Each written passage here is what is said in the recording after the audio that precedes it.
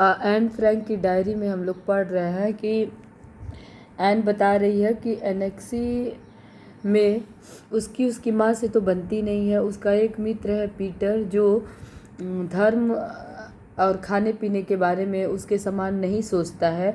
दोनों की सोच अलग अलग है, लेकिन वो अपनी सारी बातें पीटर से ही शेयर करती है। लेकिन पीटर सहनशील और धैर्यवान है, वो अपनी बात किसी को बताता नहीं है।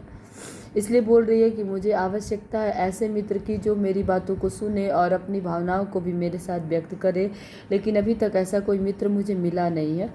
फिर बोल रही है कि मैंने और पीटर दोनों ने अपने किशोरावस्था को इस एनेक्सी में ही बिता रहे हैं। आगे पढ़ रहे हैं हम लोग। क्या इसका कारण यह है कि मैं अरसे से बाहर नहीं निकली हूँ? मतलब मित्र ढूंढ रही हूँ। इसका कारण ये है कि मैं कई अरसे से बहुत समय से बाहर नहीं निकली हूँ और प्रकृति के लिए पागल हुई जा रही हूँ।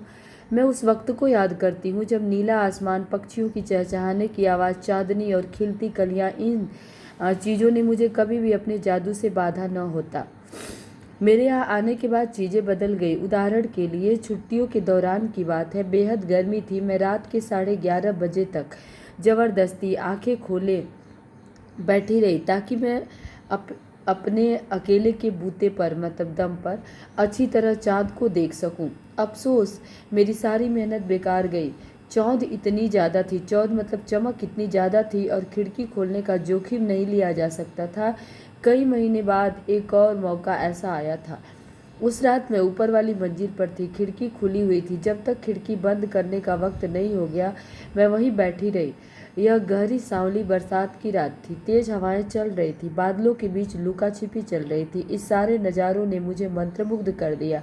पिछले 1.5 वर्ष में यह पहली बार हो रहा था कि मैं आमने सामने रात से साक्षात्कार कर रही थी। उस शाम के बाद प्रकृति से साक्षात्कार करने की मेरी चाह लगातार बढ़ती गई थी। तब मुझे चोर उचक्कों, मोटे काले चूहे या पुलिस के छापे का भी डर नहीं था। मैं अकेले ही नीचे चली गई थी और रसोई तथा प्राइवेट ऑफिस की खिड़की से प्रकृति के नज़ारे देखती रही थी।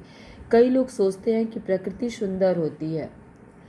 कई लोग समय समय पर तारों भरे आसमान के तले सोते हैं और कई लोग अस्पतालों और जेलों में उस दिन की राह देखते रहते हैं कि वे कब आज़ाद होंगे और फिर से प्रकृति के इस अनूठे उपहार का आनंद ले पाएंगे।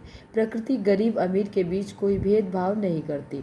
एन बोल रही है कि बहुत दिनों से वो अंदर बंद है। अब वो खुले आसमान के नीचे जाना चाहती है। उसे प्रकृति के दृश्यों को देखना है। इसके लिए एक बार वह खिड़की के पास बैठी थी, लेकिन चमक इतनी ज़्यादा थी, मतलब बहुत दिनों से बाहर नहीं जाने की वजह से उजाले में देखने की क्षमता इसकी कम हो गई थी। इसलिए बहुत चमक के कारण वो चाँद को नहीं देख पाई। दूसरी बार फिर प्रयास की। उस समय बरसात की रात थी। उस समय वो प्रकृति से आमने सामने साक्षात्कार कर रही थी। प्रकृति के दृश्य, बोल रही है, मुझे मंत्रमुग्ध कर दिए थे। उसके बाद प्रकृति को देखने की इसकी इच्छा बढ़ती जा रही थी और बोल रही, जब मेरे अंदर ये इच्छा जागृत होती थी तो मुझे चोर उचक्कों, पुलिस या उसके छापे का कोई भी डर नहीं रहता था। मैं रसोई और प्राइवेट ऑफिस की खिड़की से प्राकृतिक दृश्यों को देख रही थी। बोले, मेरे ही तरह जो लोग जेलों में बंद रहते हैं, बाहरी दुनिया से बेखबर रहते हैं, उनकी भी इच्छा होती होगी कि वो प्राकृतिक दृश्यों को देखें, क्योंकि प्रकृति ही ऐसी चीज़ है जो अमीर और गरीब में किसी तरह का भेदभाव नहीं करती। सबके लिए एक जैसा दृश्य, एक जैसा सुकून प्रस्तुत करती है। इसलिए प्रकृति सबको समानता से देखती है और सब में समानता की भावना लाती है। बाकी अगली वीडियो में पढ़ते हैं।